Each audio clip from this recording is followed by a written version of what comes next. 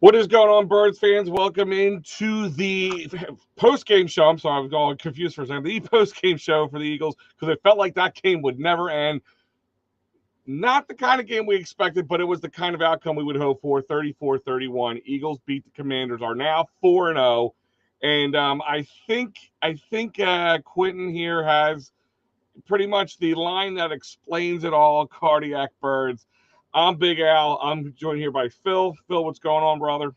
What's going on, man? I think we could just end the show with that one comment right there. I don't think we Yeah, have to like do that's it. anything else right there. That's it. That's it. We're gone. Goodbye, guys. I hope you enjoyed it. James, I'm not going to let you get a chance to talk. Cardiac Birds is it. And James Scorza is also joining us here today. You don't see him, but you will hear him. James, what's going on, bud? Not too much, man. I'm just trying to survive this win, but it's all good. Win is a win in my books. Yeah, my wife says she wants to go out to eat, but I might have to watch what I'm eating tonight because I don't know if my heart's going to be able to handle it. If that, with this kind of game, and not like I said, not what we expected. We're also joined here by Austin Hamill. Austin, what's going on, buddy? How's it going, guys?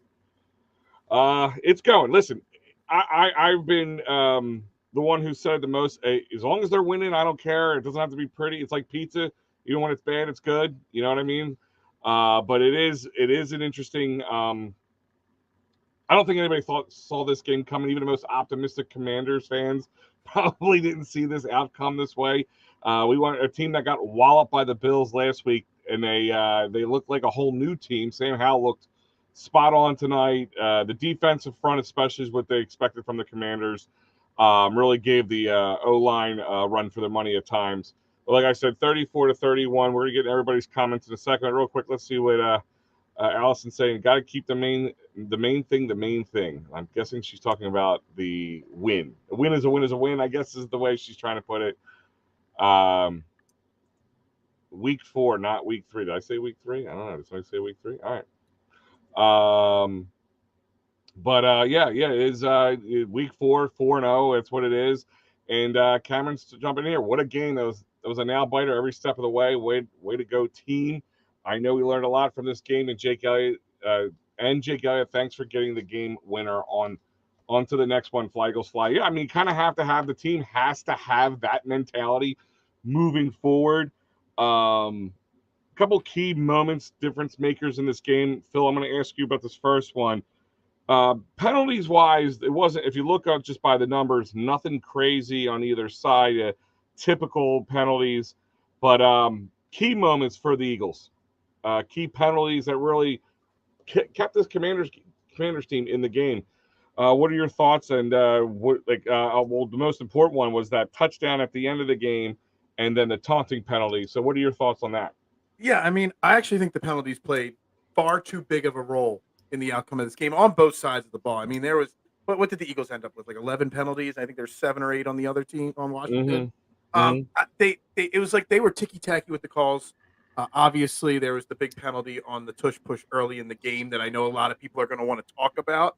Yep. But on the flip side of the equation, then at the end of the game, when Washington scored the winning touchdown, actually backtrack for 1 second, how the play before the touchdown only took 3 seconds off the clock, I have no idea. But then on the touchdown, Joby was pushed off on slightly. So you call it ticky-tacky game the whole game, and then in the last moment of the game, you don't. You got to have some consistency there with whether you're going to call those kind of plays or not. You got to do it all game or not at all. And that's what beefs me the most about the game is the fact that it was so inconsistent throughout the full 60 minutes of the game. And I still can't get over 3 seconds to run a play. Like someone's got to look into that clock operator on that play and the refs on that play there. Yeah. Also, I'm going to bring it to you on this one. He talked about the tush push or the brotherly shove, whatever way you want to call it. They called the penalty on that. The one thing I saw twice with that play twice, that the Commanders were offsides, like way offsides. Their hands were past the ball. And as far as I'm concerned, in pretty much any division, any league from Pee Wee and up, that's an offsides call. Yet they called the Eagles, and twice the Commanders get away with it. What are your thoughts? Honestly, just like Phil was saying earlier, it was a very game full of very ticky-tack calls and sort of weird back and forth, like giving one the other way. Like it was really strange. Like especially like you said, the second one where they were lined up way past the ball, set up on the line. It was. So I was sitting here like, how are they going to call that? But the way they're lined up, they're going to call us. Like that makes no sense. It was one of those. Honestly, just overall, it was a like we had the comment earlier. It was definitely a nail biter of a game for sure. And like you had said, it was definitely not what you were expecting from the Commanders' point of view, coming off of the game that they had against Buffalo. But either way, I mean, I feel like it was definitely a game of like call and respond back and forth between the two, and Philadelphia just was able to answer the call as often as they could, despite Washington really pushing at the tail end of this game. Yeah. And overall, I mean, I feel like the one change that Philadelphia made in setting up for the one brotherly shove and then just bouncing the ball back around to the outside was a really clever move. So I feel like they're starting to develop other ways to give different looks in that set, so that way defenses aren't expecting the same thing overall. So I mean, the offense is coming along. The defense definitely had a bit of trouble getting some key stops. They had a few key stops early in the second half, and just overall, this team is showing that they deserve to be 4-0, even though some of these wins are kind of scrappy, but they're definitely adjusting to the opposing defenses, how they're setting up against them, and making very key adjustments coming out and late in the second quarter or early in the second half to be able to take a lead and be able to try and hold it as long as they can. Not unlike I can say about the Philadelphia Union that I'll talk about on Thursday, but it's been a great 4 weeks so far, honestly, despite some of the adjustments the offense has to make. But overall, I'll take 4-0, even though this game was very tough. I'll take it every single time. Yeah, absolutely. And like Phil alluded to earlier, that some of the calls were criminal. But sometimes when you get in trouble with criminal law, personal injury, workers' comp, and motor vehicle, David R. Cherry is the man.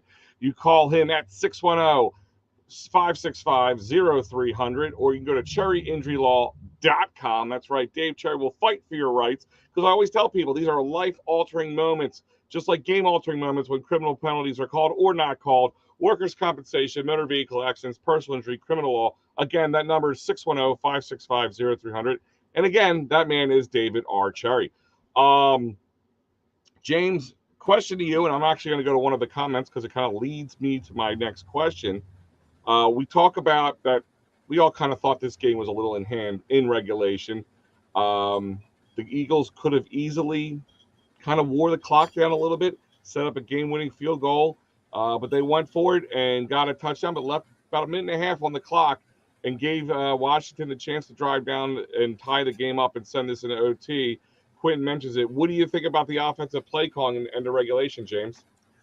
I think it was a little bit too much. Like after you guys had the lead, after we did have the lead rather, and I think the one thing I took out of it was like too much time on the clock still. To say it, to tell you honestly, I think that's the one thing I think was like a big concern. That if you have to like win games, you have to like control your defense on those crucial times of the game.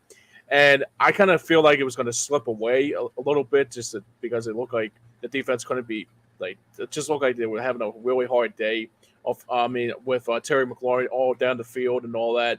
And like Sam Howell, like Philip said about the Sam Howell, like 3-second drop. It's like, that's too much time for him to get a lot of daylight in front of him. So yeah, I mean, the defense definitely has to get a lot of more work done. Hopefully next week when we see Nakobe Dean back from the IR, we'll probably see more pressures. But at the same time, I mean, it's something that we have to critique. But down the road, I think it can be fixed. But at the same time, I think it's a little bit it's not necessarily a bad thing. But at the same time, it wasn't good at the same time either. Phil, same kind of question, but is it hindsight at this point? Are we just, because the way it went down? I mean, on top of it, the taunting call, which really kind of put the Commanders in a position to really drive the ball down the field on us. But is it hindsight, or do you go for that kind of play when you have the opportunity, or do you have to kind of smarten up and tighten up when a game like that? I actually have no problem with them. I mean, I know everybody's going to say they should have run the clock out there. I think the taunting penalty is going to go under talked about this week. Absolutely. AJ Brown, everyone loves him. Everybody loves to hype him up. That's the kind of thing he does. he's got to be smarter in that situation. So I think that was the bigger issue there than the actual touchdown pass instead of milking the clock. But overall, I'm not as positive as some of you guys are with the play calling and with it as a whole. If you have Brian Johnson and Sean Desai on both sides of the ball, I think there have been a lot of questionable decisions on different plays, styles of defense, what they're running and not running on offense at whatever given moment. If you have play calling like you do today, once we get to the tougher part of our schedule, the Chiefs, the Dolphins, the Cowboys, we're going to lose a lot of games with this kind of. We're winning games because we have supreme talent over our opponents right now, not because the team is humming on all cylinders. And I really think it comes down to play calling. I put out a tweet midway through the show, who's having a worse game, Brian Johnson and Sean Desai. I have about 25, 30 comments, and it's like split right down the middle because there are people out there that see you're playing off the ball on 3rd and 6 with your secondary that's already struggled. You're running when you should pass. That 3rd and 11 run to Kenneth Gainwell when we were in the red zone. There's a lot of questionable decisions, and if that continues into the tough part of the schedule, we're going to be in trouble. Yeah, I mean, I'm not giving Sean Desai a pass in any which way, but I mean, they were definitely down a couple key players. They had to move people around, and it kind of made things difficult. And I believe Mike here kind of says that, you got to play Bradbury in the slot. You have to bring out a safety. They are very thin in that secondary. I think that's why you see a little bit. How he better be on the phone. He better be. And I don't want to call it prevent defense, but it kind of is what it smelled like and looked like a little bit when it came down to it, which, we always know that doesn't always pan out well, and it gives them way too much to work with. Let's go through some of the comments here before we move on to the next questions. So happy that preseason is finally over. Yes, Steve, we always make the jokes here that the first 3 weeks are preseason, 4 weeks, whatever. But yeah, that's where, put it to them, because they have to travel out to LA now to take on the Rams next week. So not an easy game in any which way, because we all thought this Commanders game, I'll be honest with you, I was one of the ones I said they were going to have 14 points of Commanders, and 7 of them were going to be a garbage time touchdown. But, just they have to play who they play and play well and continue to get the W's. Steve, everyone will not like this. The refs massively aided the game, but like the Eagles, they showed up when they needed to. It's a fair statement. It's a fair statement. And let's see. He's also saying tomorrow's itinerary: gastroenterologist, cardiologist, proctologist appointments, urologist appointments. It's team's kicking me in the ding as well. It's a good one, Steve. You always got the good comments. But let's move on here. Couple people I want to talk about. I don't think is going to get talked about enough. It was nice to see Hassan Reddick finally kind of get that first sack of the year. It took him out the same amount of time last year for him to get him going. The club is off the hand. Came at a very opportune time, too. It took a little while to get in the game, but later in the game, it finally happened. But one Britton Covey I want to talk about. Here's a guy that I think we've all would just wished would go away last year. We won in spite of him. Austin, I'm going to ask you, the resurgence of Britton Covey. Have we found a diamond in the rough of the situation, or is it just, a string of good luck over a few games? Honestly, I feel like the hope is that Britton Covey's figured out what his issue was with ball security and has been able to have that be a big plus to his game. But I feel like it is that we're just getting lucky with Britton Covey right now. Honestly, it took a little bit for him to have his first major mishap last season, but I mean, so far so good. I hope the good luck continues for him, because he does have some really good speed on the return game, and he'll definitely help this team get into some really good field position, especially when we get into, like Phil said, the Kansas Cities and the Miamis and all those, and especially going up against LA, who had a 23-point lead today against Indianapolis and blew that. So I mean, that doesn't really help their confidence with us coming in to play them. So it's going to be I hope that I hope that he's figured it out, but I'm not overly optimistic.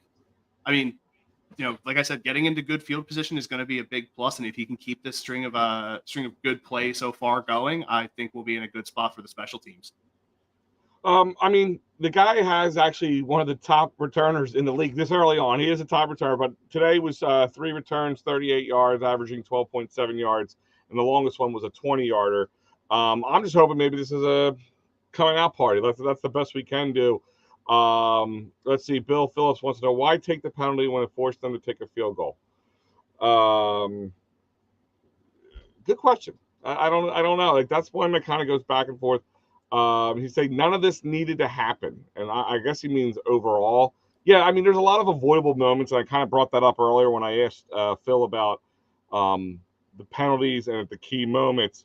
But let's talk about this. Jalen Hurts. Phil, I'm going to take this to you. Jalen Hurts said earlier this week that as long as they make the key plays when they need to make the plays to win the game, it's important. And he definitely lived by that this week. They made the key plays when they needed to. Is that Russian roulette, or do you think this is a sustainable situation? No, I mean, I think it's a little bit of both. It's kind of goes back to what I said before. They're winning despite like the bad, like talent will win out in the end. And the Eagles are a supremely talented team. So the bad play calling, the bad penalties from the refs, all those things would say that we should have lost this game. But the supreme talent rose in the key moments and got the job done. And a win's a win. Yes, we need to clean up all these mistakes in the play calling and whatnot. But Jalen Hurts, I mean, he marched that team down and led us to victory, as always, in the key moment. I mean, it's 21-1 over 22 games. I mean, yeah, that says all you need to say. And on a side note, Britton Covey is the best punt returner in football since I think it's week 7 or 8 of last year on average returns. It's Nick Sirianni mentioned it in one of his pressers in the last week or so. He leads the league in punt return average since like midway last year. So throwing that out there. Nick Sirianni using StatMuse on his time off. Absolutely. Guys, I remind you that Eagles games, most of these games are sold out. Phillies playoff tickets are already sold out. No questions asked.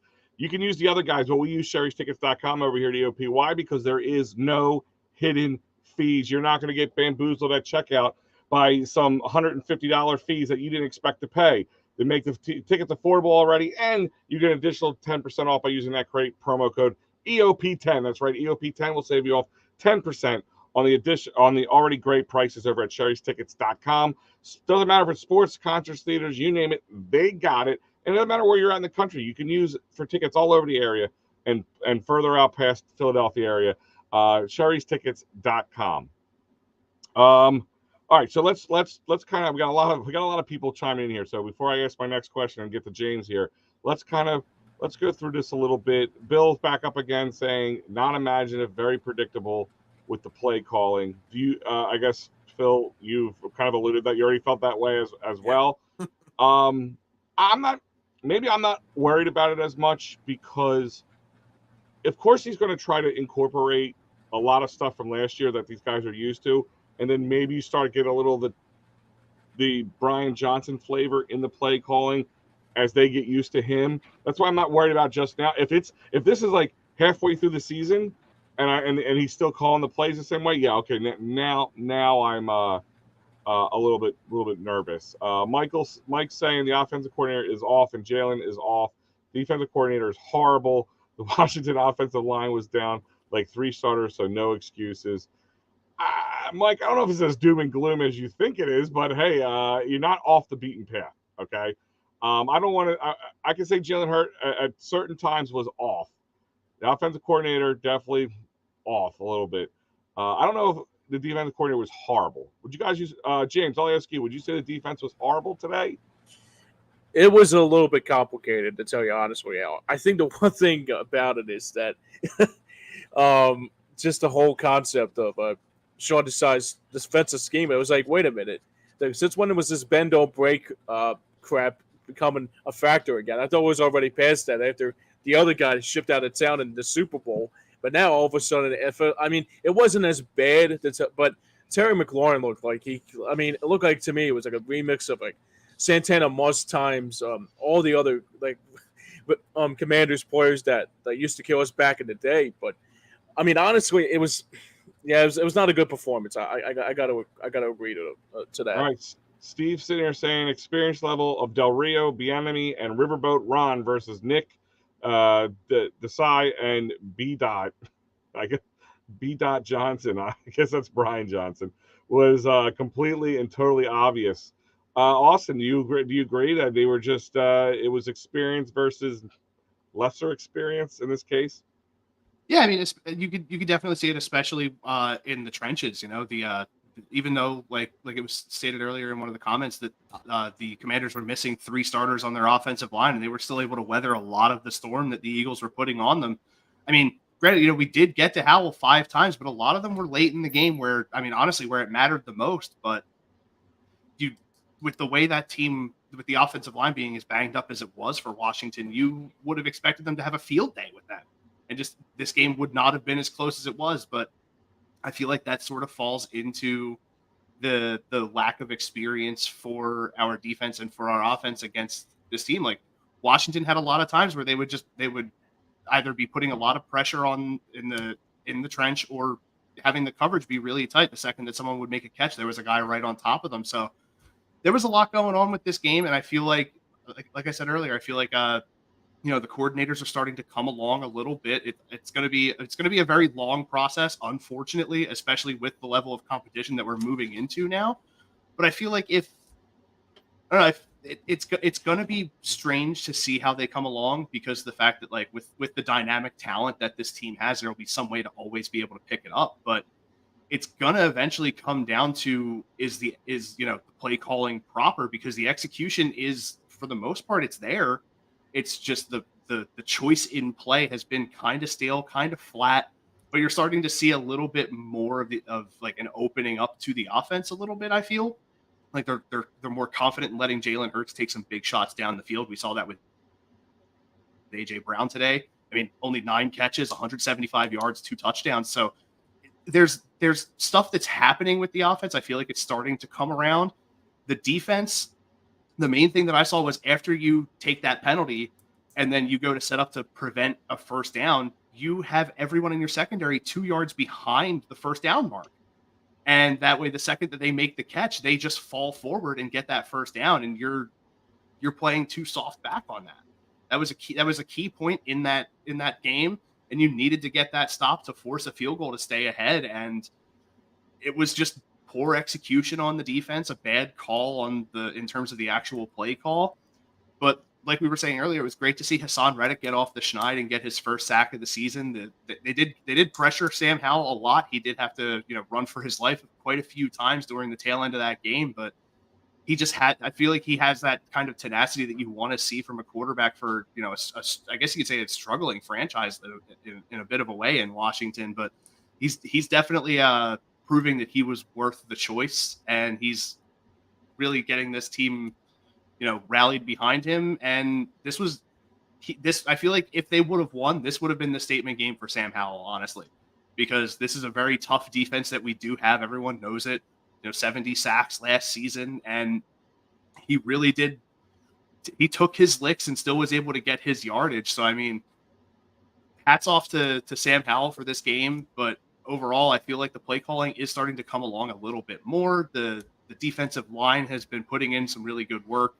So it's going to be a lot of wait and see type of things. But I'm starting to get a bit more confidence with every week for sure. Absolutely. I mean, we're going to talk about it may be minimal. Yeah. But listen, we're going to talk about that a little bit because, I feel like this is typical. Even when we win, we're going to complain about it. This one is probably the best one we can complain about of all the wins we've had so far, I would say. But let's go to some of these comments here. Bo Sutton saying the secondary is the worst.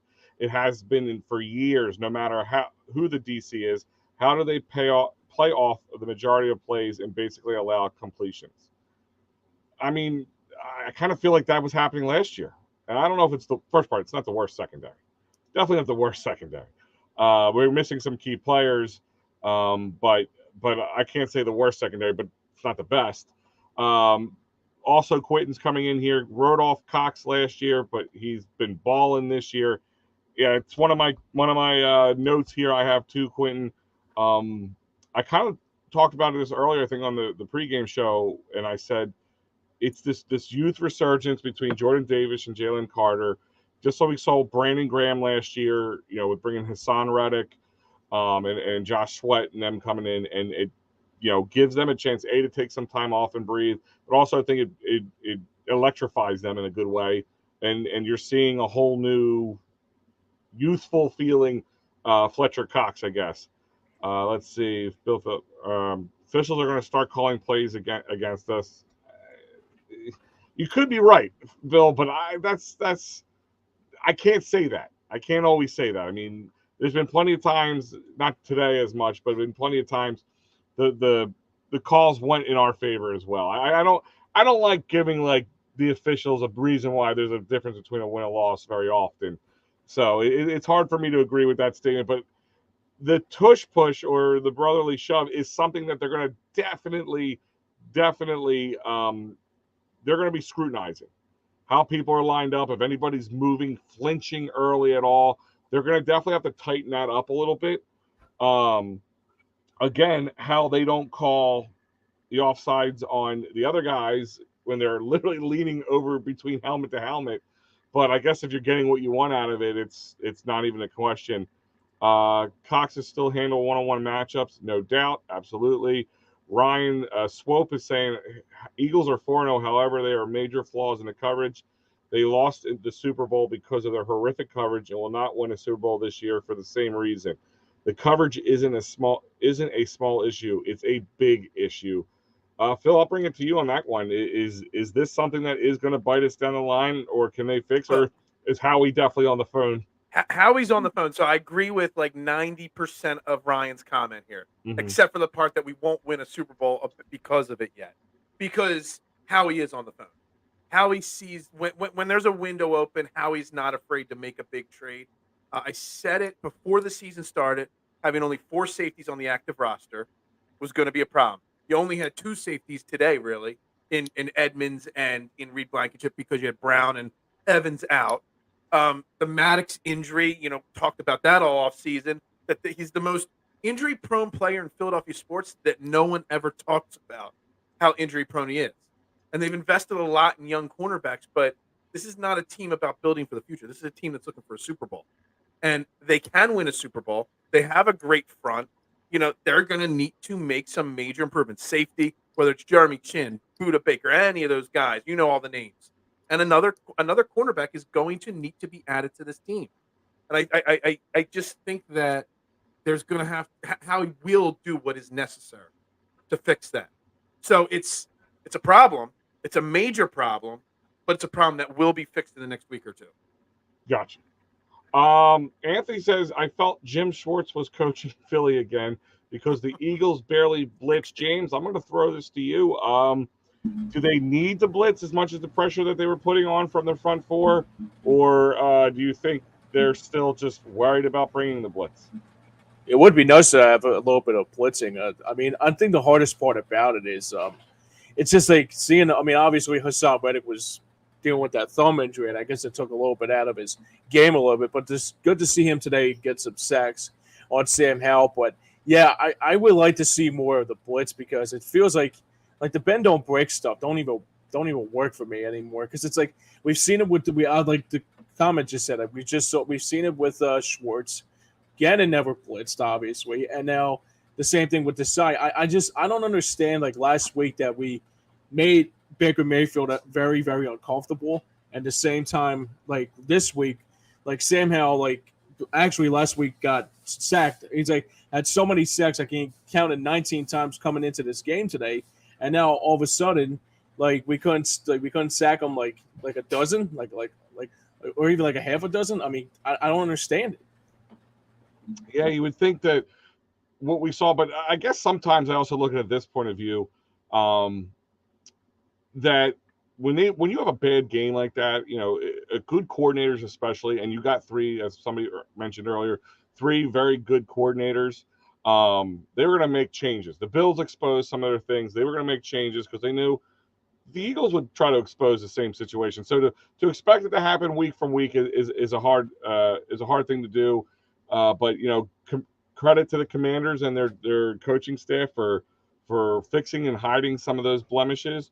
Real quick, guys, because we're going to get to some of these comments and then get to our players of the game and wrap it all up here for everybody. But if you want to go see the Eagles take on the Commanders in person and hopefully get a much easier win, hopefully, you go to phillysportstrips.com. That's right, phillysportstrip.com. Check them out. August 29th is the bus trip. from South Philly to Washington and watch them take on. Hollis Thomas will be there. Jason Ovett will be there, plus hundreds and hundreds and hundreds of other Eagles fans. I was there last year. It's an amazing time. Amazing food, not just hamburgers and hot dogs. Amazing drinks, top shelf stuff. Great tickets, great seats in the place, and transportation back and forth on the bus. Everything's taken care of you for one great low price. This and all the away games are covered. This and all the home games have tailgates and so much more. PhillySportsTrips.com. Tell them EOP sent you. So let's get to some of these comments because they are flooding in, guys. Keep it coming. But I kind of lost my spot because you guys were flooding me so much with it. Jalen is delusional. Let's see. Hold on. What defensive coordinator plays a prevent defense with a 1-4-3 in the game with 1 minute 43 in the game and the ball on the 35-yard line, the kickoff run back? Not a bad point. And guess what? We have a special guest jumping in there. Dives himself. What's going on? Dives. We're running through the comments here and get your point. Get your comments on some of the stuff how this game went down. Washington played hard after losing home to Buffalo 37-3. Kind of what I just said. Yeah, Chris. Howie will make the call to Rex Ryan and make him a new D coordinator. I don't know about that one.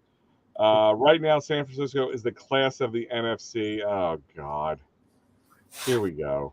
First, it was the Cowboys. The Cowboys are just going to be this unstoppable juggernaut. Guys, just calm down.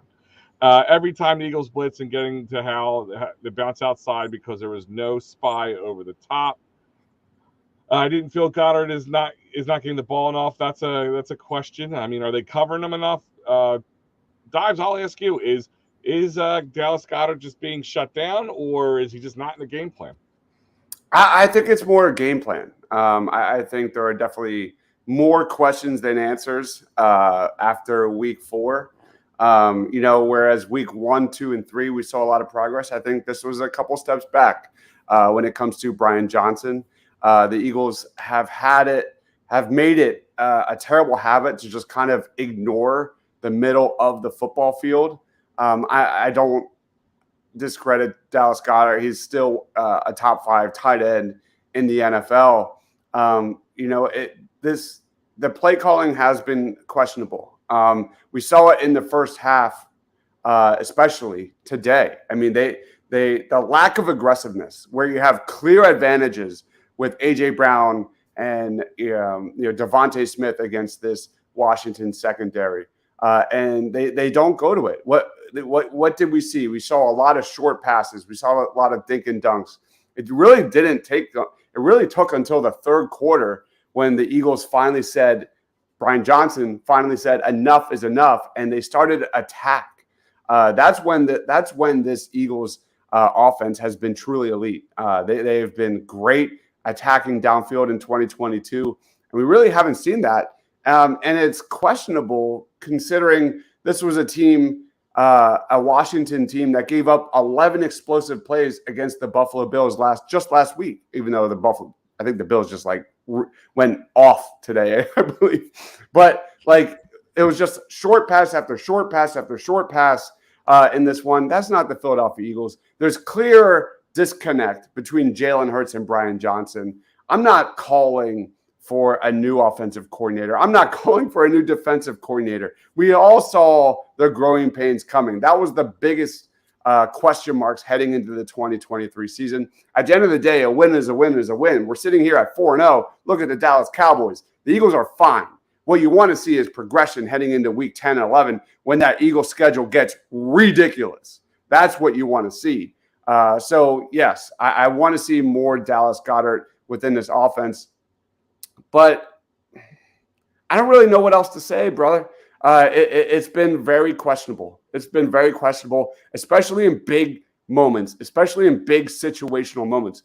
The Eagles are getting into the red zone, but they're not finishing.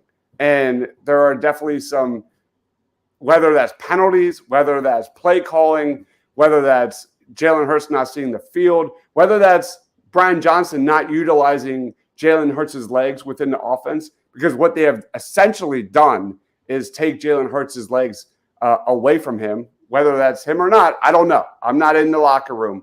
But let's be honest, Jalen Hurts without his legs is an average to above average quarterback. That's what he is. So I just think it's all the above kind of answer to that question. Quentin saying Hurts has been off and had made some money throws this day. Yeah, I mean, I guess the intentional grounding into the end zone was one of definitely the head shaking. Was that more he was off and AJ Brown because he made a change at the line. I guess he expected AJ to run directly in the end zone. AJ kind of stopped and took a hard left there and it didn't play. Was that more just a miscommunication, not knowing what the change was, or was he just off? I'll give it to you, James. Yeah, I think the thing with Hurts, I'm not too sure about it. I don't think Hurts played a bad game. I mean, he played decent. I mean, I could say that much. But when it really matters the most, like I agree with Dives what he said about the red zone, because it's like when you go down the field and only get 3 points, it's not enough. Like you have to go down the field and score. Last year, like they scored like as many points as on that opening drive until like basically like they couldn't stop anybody from them scoring. I mean, the field goals are great and all that, but when it comes down to deep in the end zone, you have to score points more than anything, to tell you honestly. Gotcha. So real quick, I want to run through some of these, and we're going to get to our takeaways and our players of the game. Chris is saying Jake Elliott, Mr. Reliable. Absolutely. Complicated, horrible defense. Okay. AJ Brown was unstoppable. Yeah, big game for him. 9 receptions for 175 yards and 2 TDs. I picked the wrong wide receiver to back today. That's all right. At least I was close in one way. But Bill, glad for the win. Talent won, as you guys said. NFC East games are always tough. Do you guys take anything into that? Austin, I'll take it to you on this one. Do you feel that this divisional rivalry made it a little bit more difficult than it should have? Yeah, I mean, playing against your division is always has more meaning. So I feel like the games are always going to be tougher. That's regardless of what sport it is. If you're playing against a team that you have to face multiple times in a season, you're going to have more on the line. I feel like there's going to be a lot more, especially since we're playing them 28 days from now. We're playing them in 4 weeks. So, I mean, it's going to be another, I feel like some of the stuff from this game is still going to be fresh in each side's heads. And it'll probably end up getting a bit chippy, but I always take the divisional games for more than I do any other game in the season, because of the fact that you're playing against teams where the record actually really matters more in terms of playoff positioning. And aside from that, it's just the teams that you face twice a year. So there's going to be there could potentially be some bad blood plays that happen, and it could end up leading to a lot tougher of a game in the second matchup, or if it is the second matchup, could lead to potentially some tempers flaring and things like that. So I just personally, the divisional games for me are always bigger than anything else in the season. Gotcha. Phil, I'll ask you. Chris says Washington is not a bad football team overall. Do you agree with that? Did we kind of look past them after the kind of the walloping they took last week? Versus, they did come in here 2-1. Is Washington a better team than we all kind of expected, or shouldn't have been as close? Yeah. Washington's a better team than we gave them credit for, but I lean more into the whole division rival aspect of it as well. Washington is really good everywhere, but at quarterback, in my opinion. I'm not a Sam Howell fan, but we let Sam Howell look like Joe Montana today. It's no different than when Mac Jones in week 1. He looked really, really good against this defense. That's what I play. Like Terry McLaurin, the defensive line. We know this team is good, Washington. They're not, win the division good, but they are a very good team. But you should have been able to shut down Sam Howell, not give him the time of day to sit back there and pick this defense apart. So there's so much into that we played down to the level of competition to an extent. But that's not taking anything away from how talented Washington is. They're just not there yet. That's what I can't get over. They're not there yet, but we let them seem like they are that good of a team. Absolutely. Let's get to our players of the game and why. James, I'll start with you. Yeah, I guess the player of the game is on it. I call Jake Elliott automatic all the time. I guess I got to say like when it comes down to if the Eagles are like struggling, if they need a tie game, or if they need Like if they need a crucial field goal, hey, look, he's probably the best we had probably since Akers. But at the same time, like I always call him automatic. So yeah, that's my player of the game. I gotta say, Jake the Snake Elliott. All right, Boston, I'll take it to you on this one. For me, my players of the game are the offensive line. They made some big moves when they really mattered the most, especially getting us into position for the game-winning field goal. They fought hard all day long. You know, Jason Kelsey made a lot of really good shifts out on some blocks. Just overall, you know, even with with no Cam Jurgens, with having to replace him in that line, they stayed strong. They played really solid. They only let Hurts get sacked. I think it was 3 times the entire game. So I mean, big hats off to those guys, and I feel like they're definitely deserving of a game ball from me. Phil? Yeah, I mean, I'm going to go a different direction, but to your point, shout out to Opeda. I mean, once you saw Cam Jurgens not come out of the huddle at the half, I was like, uh-oh, we've got a problem there. I never heard of Opeda's name the rest of the game, and that's what you want out of your right guard. You don't want to notice him, so that was really good. But I'm going to go Nicholas Morrow on the defense because Jake Elliott, Mr. Reliable, love that. All these are great. But I'm telling you, we have a starting linebacker competition starting to form here. How do you bench Nicholas Morrow after the last couple of weeks and after today? 3 sacks, 11 tackles. I know Nakobe Dean is the guy of the future of this team. I didn't even want Nicholas Morrow on the practice squad coming out of training camp. I didn't see anything in the preseason from him. But the guy is money on that defense, and he played really, really, really well today. You can't – he's defensive player of the week right now in the NFL. And I never thought I would say those words next to Nicholas Morrow's name. Never thought that. He's not going to get benched, but there's a little bit of a competition. Well, I saw that comment before, and I wanted to jump all over that comment before. Dibes? That's a great one. Morrow for me, absolutely. And I agree. I think we're definitely going to see a rotation because Cunningham, Morrow have been terrific. There's no way around it. So for me, I'm going to go Reed Blankenship. I mean, his massive forearm, if we wouldn't be sitting here happy today if it wasn't for his gigantic forearm that kept Terry McLaurin out of bounds. So we sacrificed his forearm for a W today. But Reed Blankenship has consistently been the rock for an Eagles secondary for a coverage unit that honestly has really struggled. Reed Blankenship had 2 pass deflections. He had that big play. He had 8 tackles in this one. Whether it's run defense, in the box, in coverage, I think Reed Blankenship is just the rock of this Eagles defense. Like we said with Phil, like in previous shows during the offseason, like Nakobe Dean was consistently our breakout player of the year. It's Reed Blankenship right now, who's looking every bit like a safety, a core safety to move forward. The Eagles just need to find another one to play next to him, and hopefully that's Sidney Brown. We'll see if he stays healthy. And it's kind of, you said Reed Blankenship, and I brought this one up here. Talk about a close call there with the McLaurin catch when they, but Reed Blankenship's arm, first of all, how he didn't get broken.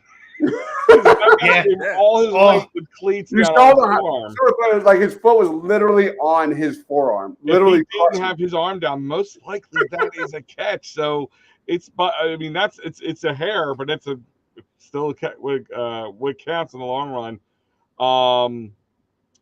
I mean, I guess I'll go. You guys kind of took the other ones away. I'll go with the simple one, AJ Brown. Outside of giving them good field position at the last drive with the stupid taunting situation. Like I said, 9 receptions, 175 yards with an average of 19.4 yards and 2 TDs. That 60-yard one, by the way, give plenty of credit. That was a whole wide receiver core touchdown because you had great blocks from Devonta Smith as well as Zacchaeus. So that was just all around. This team still has that home run ability. This team still has a way of putting pressure on a quarterback. Yes, the secondary is going to be the question mark. And we knew that going into this. I don't know why this seems like such a big thing, but it's a bigger thing now because injuries are starting to rear its ugly head. So hopefully no major injuries, but hopefully I do see, I do see them making a move. I don't think, because I know Matty had to throw his Howie hate in there. He can't help himself, but I think he's good. Listen, they got plenty of time to do so. When is the deadline? Right? It's right November 1st or something. Usually somewhere around that time. So we'll find out, guys. Let's James, real quick. Why don't you plug yourself and so we can close it all up. Sure, yeah. Obviously, I'm not on. Actually, Passing Apps on hiatus right now, so you can check me out every Thursday night. I'll be producing Mike Loro's show, but talking. I think it's called Talking Sport. I forget what it's called. He's probably Great for gonna kill Locker me. Room Sports with Mike Laro. Yeah. Like Locker Room Sports. Thank you, buddy. Yeah, but you can follow me on Facebook and I guess Twitter or X, whatever it is. And yeah, hopefully I'll be back soon for Passing Ave next. We're just taking a little bit of a break, and we'll be back very, very shortly. All right, James. Thanks for joining us today, buddy. Sure thing, buddy. Austin.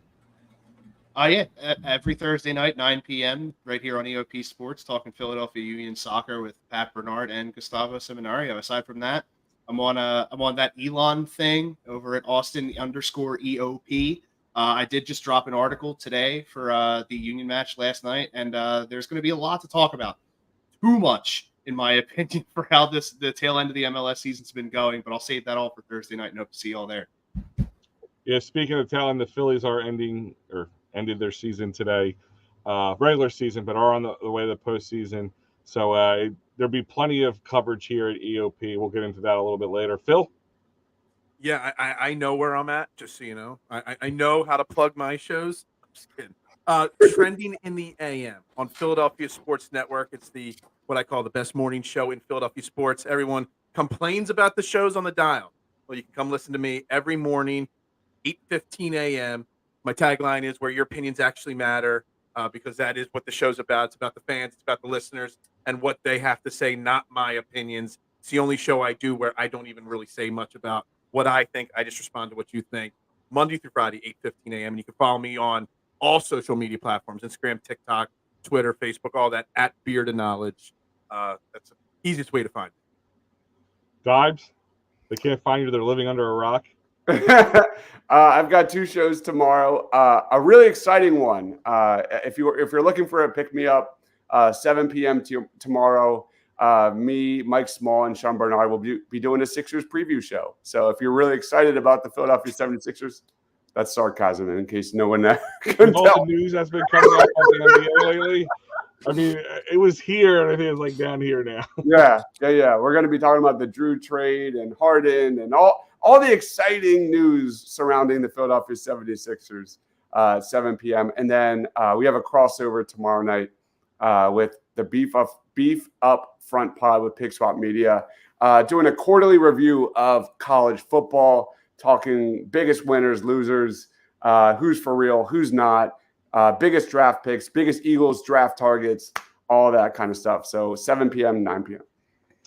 I'm not going to even try because this week is going. I will be putting out the schedule soon. I'm really waiting till they release the schedule for the Phillies. That will dictate our schedule a little bit. But I will be on the Fightins final. If it's not in studio, if it's not on air, if it's not in writing, or if I'm not down at the game covering it, one way or the other, we will be covering it. So just go to EOP Sports, or you can follow me at Big Al EOP as well on that Twitter machine. On that, guys, I want to thank you all for joining me tonight. For James Scores, Austin Howell, Dibes, Phil Stifle, and by the way, I love his show, Trending in the AM. I watch all the time. I message in all the time, so do check him out. It is a change of pace, that is for sure. So check that out. Other than that, we are Eagles win 34-31. They are 4-0. So enjoy it a little bit, guys. I know it's going to be hard. It's not going to sound like a win tomorrow, but it is a win nonetheless. They are 4-0. Go enjoy the rest of your Sunday, and we are out of here.